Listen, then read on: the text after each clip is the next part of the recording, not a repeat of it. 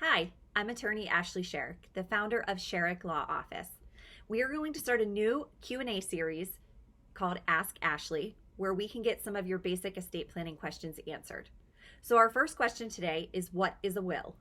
A will is a document where you say who gets what and who is in charge of making that happen. Someone named in a will to receive your assets is called an heir or a beneficiary, and the person put in charge of making that happen is called a personal representative or an executor.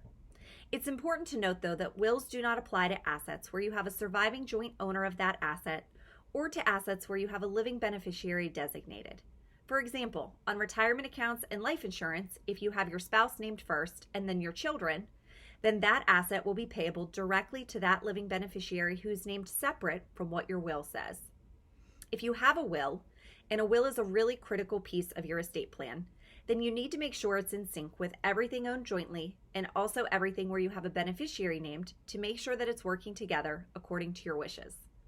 Also, for any property passing under a will, it's important to note that the will has to be filed with a probate court and reviewed and approved before the personal representative can act on your behalf. Gather your assets, pay any creditors who might be owed money, and then ultimately distribute the assets to your heirs. A will is a document that does have to go through probate, which is actually a common myth that we run across. People think that a will is a magical document that covers every estate planning scenario, and it doesn't.